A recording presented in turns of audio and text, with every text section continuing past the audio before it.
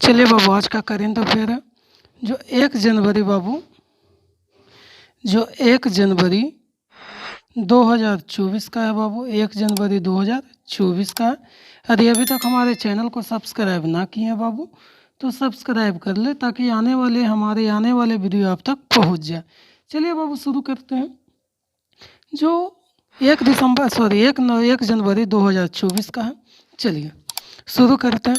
बोलता है question number पहला है बाबू। बोलता है हाल ही में श्रीलंका में भारतीय मूल के तमिलों के 200 वर्ष पूरे होने के उपलक्ष्य में किसने डाक टिकट जारी किया। ये जो डाक टिकट जारी किया था बाबू वो जेपी नड्डा ने जारी किया था। कौन जारी किया था बाबू? तो जेपी नड्डा ने जारी किया था। जो 200 जितने भी श्रीलंका में जो तमिल रहते हैं बाबू उनके 200 पूरा होने पर 200 वर्ष पूरा होने पर उन्हीं के उपलक्ष्य में शनिवार को भारतीय जनता पार्टी के जो राष्ट्रीय अध्यक्ष है जेपी नड्डा एक टिकट जारी किए थे बाबू। एक टिकट जारी किए थे। जारी करते हुए जो तमिलनाडु के जो भाजपा अध्यक्ष थे अन्नामलाई जो तमिलनाडु के जो भाजपा अध्यक्ष है बाबू अन्नामलाई से कहा था कि डाक टिकट को द्वीप राष्ट्र के पूर्वी प्रांत सरकार के गवर्नर सेंथिल तोडामन ने प्राप्त किया। देखिए तो ये जो 200 वर्ष पूरा होने के उपलक्ष्य में किसने डाक टिकट जारी किया था बाबू? ये जो जारी किया था जेपी नड्डा ने किया था। कौन किया था जारी बाबू? तो जेपी नड्डा ने किया था जारी। जो शनिवार को जारी किया था बाबू। कब जारी किया था? तो शनिवार को जारी किया था। ये देखिए यही जेपी नड्डा है और ये अन्नामलाई है बाबू जो भारतीय जनता पार्टी के जो तमिलनाडु के जो भारतीय जनता पार्टी के जो अध्यक्ष है बाबू अन्नामलाई इनके बगल में है बाबू। ये हैं जेपी नड्डा है बाबू। और ये जो पूर्वी प्रांत के जो गवर्नर थे बाबू सेंथिल तोडामन ये हैं बगल में ही सेंथिल तोडामन है बाबू। देखिए चलिए अब आगे वाला क्वेश्चन 2 नंबर पे ध्यान देते हैं बाबू। बोलता हाल ही में आईओसी के अगले मानव संसाधन निदेशक कौन होंगे? ये जो होंगे बाबू रश्मिल गोली होंगे। रश्मि गोविल होंगे। रश्मि गोविल होंगे जो आईओसी के अगले मानव संसाधन के रूप में नियुक्त किए गए हैं। यही है बाबू रश्मि गोविल। ये जो है अगले मानव संसाधन निदेशक के रूप में नियुक्त किए गए हैं। देखिए इसका कुछ नोट है बाबू उसके ऊपर भी थोड़ा ध्यान देते हैं।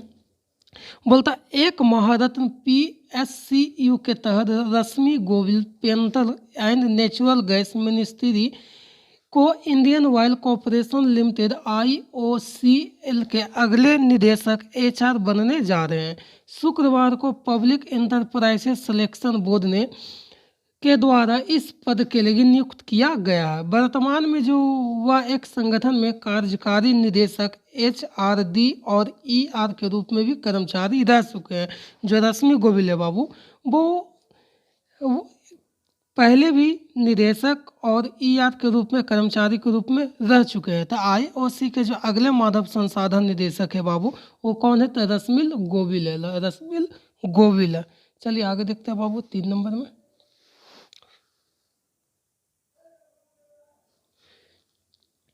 बोलता बाबू हाल ही में gateway to the future theme पर आधारित बीजीजीएस का 10वां संस्करण 10 से 12 जनवरी तक कहाँ आयोजित किया जाएगा? ये जो आयोजित किया जाएगा बाबू गुजरात के गांधीनगर में किया जाएगा। कहाँ किया जाएगा बाबू? तो गुजरात के गांधीनगर में किया जाएगा। जो 10 से 12 जनवरी तक आयोजित किया जाएगा। 10 से 12 जनवरी तक आयोजित किया जाएगा।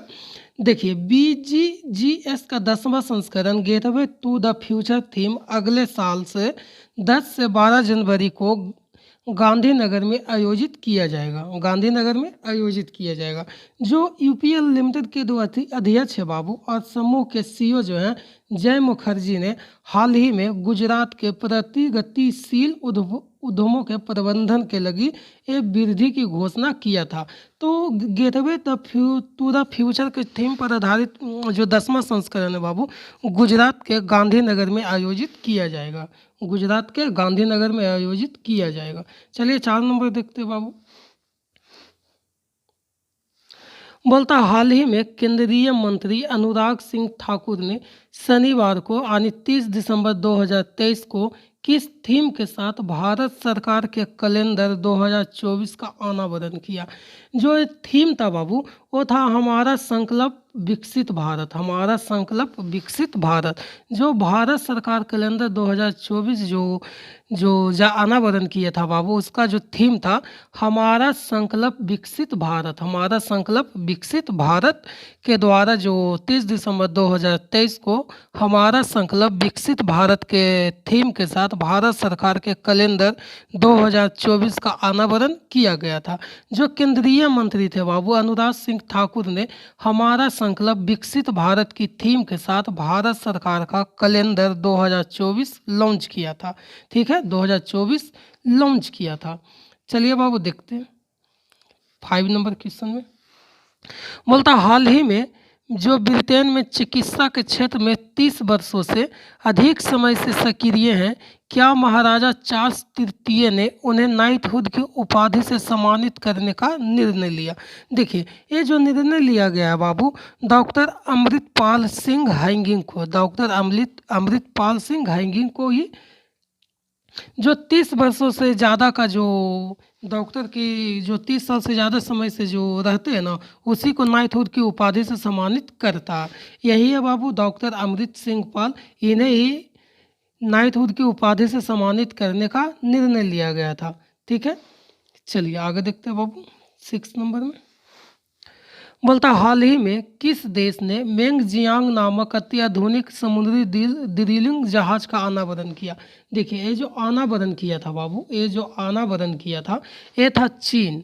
जो मेंगजियांग नामक जो था समुद्री ड्रिलिंग जहाज का चीन में क्या किया था बाबू अनावरण किया था। क्या किया था बाबू तो अनावरण किया था। ये ड्रिलिंग जहाज का जो सपना था बाबू ड्रीम का नामकरण अपना पहला परीक्षण दक्षिण चीन के क्वांगतोंग प्रांत की राजधानी क्वांगचो में स्थित नानसा जिले में हुआ था। ठीक है, कौन जिले में हुआ था बाबू तो नानसा जिले में हुआ था। यह जिला क्वांगचो शहर के दक्षिण में और चुआंग नदी पर नदी मोहाना के पश्चिम तट पर स्थित है। तो मेंगजियांग नामक जो आधुनिक समुद्री ड्रिलिंग जहाज का अनावरण कौन किया था बाबू तो चीन ने किया था। चलिए आगे देखते हैं बाबू। बोलता हाल ही में भारत के पहले पनडुब्बी पर्यटन का अनावरण किया जाएगा। ये जो किया जाएगा बाबू गुजरात में किया जाएगा। कहाँ किया जाएगा बाबू गुजरात में किया जाएगा। कहाँ किया जाएगा गुजरात में किया जाएगा। गुजरात सरकार ने द्वारका के पानी के नीचे दुनिया की खोज में रिजॉर्ट की सहायता के लगी एक पनडुब्बी सेवा प्रदान करने की योजना बना रही है, जिसे एक प्राचीन शहर माना जाता है जिसे समुंदर के नीचे डूबा हुआ माना जाता है। स्वराज सरकार ने मंझगांव डॉक शिप यार्ड के साथ समझौता किया है, जिसे हिंदू भगवान श्री कृष्ण के शहर के रूप में माना जाता है। ठीक है, ये जो है बाबू अक्टूबर 2024 से पहले इसको चालू कर दिया जाएगा। अक्टूबर 2024 से पहले इसको चालू कर दिया जाएगा। जो भारत के जो पनडुब्बी पर्यटन का जो अनावरण किया जाएगा बाबू कहाँ किया जाएगा तो गुजरात में किया जाएगा। चलिए बाबू आगे देखते हैं 9 नंबर। बोलता हाल ही में इसरो ने अगले 15 वर्षों में कितने भू खुफिया उपग्रह लॉन्च करने की योजना बनाई है। जो योजना बनाई है बाबू 50 वो कै को बनाया बाबू 50 गो भू खुफिया उपग्रह लॉन्च करने की योजना बनाई है। देखिए बाबू जो इसरो है ना, जो इसरो है भारतीय अंतरिक्ष अनुसंधान संगठन के जो अध्यक्ष थे एस सोमनाथ ने गुरुवार को कहा था कि भारत भू खुफिया जानकारी एकत्र करने के लगी अगले 5 वर्षों में ना 50 उपग्रह को प्रक्षेपित करने का लक्ष्य रखा गया है। कै गो बाबू तो 50 गो।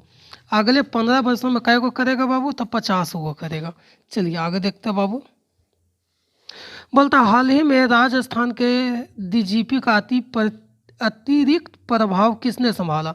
ये जो संभाले थे बाबू वो थे उत्कल रंजन ने। कौन संभाले था बाबू तो उत्कल रंजन ने। उत्कल रंजन ने जो राजस्थान का नया डीजीपी के रूप में भी पदभार ग्रहण कर लिया। कौन किया बाबू तो उत्कल रंजन ने। देखिए उत्कल जो रंजन है बाबू आईपीएस के वरिष्ठ सबसे बड़ा अधिकारी जो है उत्कल रंजन साहू ने शनिवार के सुबह पुलिस मुख्यालय में कार्यवाहक पुलिस महानिदेशक डीजीपी का कार्यभार संभाल लिया है। ठीक है, संभालने के बाद जो साहू ने कहा था, उत्कल रंजन साहू ने कहा था कि राज्य सरकार के निर्देश और प्राथमिकताओं के आधार पर अपराध नियंत्रण पर विशेष ध्यान देने के साथ ही महिलाओं के विरुद्ध होने वाले अपराधों को गैंगवार व साइबर अपराधों की रोकथाम की सीधा में दिशा में विशेष काम किया जाएगा। जो राजस्थान के नए डीजीपी थे बाबू, नए डीजीपी कौन है बाबू? तो उत्कल रंजन साहू, उत्कल रंजन साहू थे जो राजस्थान के नए डीजीपी के रूप में चुने गए हैं। चलिए बाबू आगे देखते हैं। बोलता हाल ही में किस देश की राष्ट्रीयता ने ब्रिक्स में शामिल होने का निमंत्रण अस्वीकार कर लिया था बाबू? जो किया था अर्जेंटीना ने किया था। कौन किया था बाबू? अर्जेंटीना ने। देखिए अर्जेंटीना के जो राष्ट्रपति थे जेवियर माइली ने ब्रिक्स में शामिल होने के लिए निमंत्रण को अस्वीकार कर दिया था। अब क्यों किया था बाबू? जो ये अमेरिका के घनिष्ठ मित्र है, अमेरिका को बहुत अच्छे दोस्त थे अर्जेंटीना, उसी के कारण ये जो है ब्रिक्स में शामिल होने के लिए इसको निमंत्रण को अस्वीकार कर दिया था। तो कौन किया था बाबू? तो अर्जेंटीना के जो थे बाबू, अर्जेंटीना के जो थे राष्ट्रपति जेवियर माइली ने ब्रिक्स में शामिल होने के लिए जो निमंत्रण को अस्वीकार कर दिया था। चलिए बाबू 12 नंबर देखते हैं। बोलता हाल ही में नेशनल ट्रांजिट पास सिस्टम किसने लॉन्च किया है? जो किया बाबू भूपेंद्र यादव ने किया। कौन किया बाबू? तो भूपेंद्र यादव ने किया। ठीक है, भूपेंद्र यादव ने ही नेशनल ट्रांजिट पास सिस्टम को लॉन्च किया है। देखिए जो पास सिस्टम है बाबू वो है one nation one pass, one nation one pass system होना चाहिए। ठीक है, इसका जो लक्ष्य था बाबू प्लास्टिक में लकड़ी, बांस और अन्य वन लकड़ी का परिवहन करना होता है। ठीक है, केंद्रीय पर्यावरण मंत्रालय ने हाल ही में इसे लॉन्च किया है। मंत्री ने भारतीय वन लकड़ी प्रमाणन योजना एवं वन के बाह्य वृक्ष संरक्षण योजना सहित मंत्रालय के कई अन्य औषधि प्रयासों का उल्लेख किया। जो नेशनल ट्रांजिट पास सिस्टम का जो लॉन्च किया था बाबू वो था भूपेंद्र यादव थे। चलिए बाबू आगे देखते हैं। बोलता हाल ही में अग्निशामक सेवा नागरिक सुरक्षा के महानिदेशक के रूप में किसने कार्यभार संभाला? और जो कार्यभार संभाला था बाबू विवेक श्रीवास्तव ने संभाले थे। कौन संभाले थे बाबू? तो विवेक श्रीवास्तव ने संभाले थे। विवेक श्रीवास्तव ने संभाले थे, जो आईपीएस अधिकारी भी रह चुके हैं। जो विवेक श्रीवास्तव ने अग्निशामक सेवा और नागरिक सुरक्षा महानिदेशक के रूप में पदभार ग्रहण कर लिया था बाबू, जो थे विवेक श्रीवास्तव थे। चलिए आगे देखते हैं बाबू। बोलता हाल ही में अमेरिका ने किस देश को $250 मिलियन के अंतिम सैन्य सहायता पैकेज की घोषणा किया? ये जो किया बाबू यूक्रेन को किया। किसे किया? यूक्रेन को किया। जो $250 मिलियन के अंतिम सैन्य सहायता का पैकेज देने की घोषणा किया है, जो यूक्रेन को दिया जाएगा। जो $250 मिलियन है बाबू, $250 मिलियन सैन्य सहायता दिया जाएगा। फिर बोलता है बाबू हाल ही में जारी स्वास्थ्य मंत्रालय के आंकड़ों के मुताबिक कुल बनाए गए आयुष्मान कार्ड में लगभग कितने प्रतिशत महिलाएं? जो महिलाएं हैं बाबू 49% क्या है बाबू? महिलाएं को आयुष्मान कार्ड बनाया गया है, जो 49% बाबू महिलाएं शामिल है उसमें। 49%, 49% महिलाएं शामिल है। स्वास्थ्य मंत्रालय के आंकड़ों से पता चलता है कि ABPJY की सफलता में महिलाएं अहम भूमिका निभाती है। लगभग 49% आयुष्मान कार्ड बनाए गए हैं। ठीक है, आयुष्मान कार्ड भारत के जो प्रधानमंत्री जन आरोग्य योजना, भारत के स्वास्थ्य सेवा परिदृश्य में आयुष्मान भारत महिलाओं के लिए आशा की किरण उभरती है। ठीक है, इसके द्वारा कितना % आयुष्मान कार्ड बना है बाबू महिला को? 49%। चलिए आगे देखते हैं बाबू। बोलता हाल ही में विश्व का दूसरा सबसे बड़ा वैश्विक इस्पात उत्पादन कौन बन गया? ये जो बना है बाबू भारत बना। दूसरा सबसे बड़ा वैश्विक इस्पात उत्पादक देश भारत बन गया है बाबू। ठीक है, भारत बन गया। चलिए आगे देखते हैं। बोलता हाल ही में प्रधानमंत्री मोदी कहाँ BAPS हिंदू मंदिर का उद्घाटन करेंगे। ये जो करेंगे बाबू यूनाइटेड यूएई में करेंगे। कहाँ करेंगे बाबू? यूनाइटेड इमिरेट यूएई में करेंगे। ठीक है।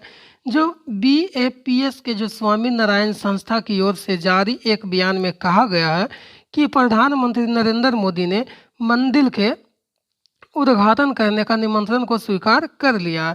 इस संस्था की ओर से स्वामी ईश्वर चरण दास और स्वामी ब्रह्मा बिहारी दास के नेतृत्व में एक प्रतिनिधि मंडल ने हाल ही में प्रधानमंत्री नरेंद्र मोदी से मुलाकात कर की और उन्होंने 14 फरवरी को मंदिर के उद्घाटन के लिए निमंत्रण दिया और प्रधानमंत्री नरेंद्र मोदी ने निमंत्रण को स्वीकार भी कर लिया।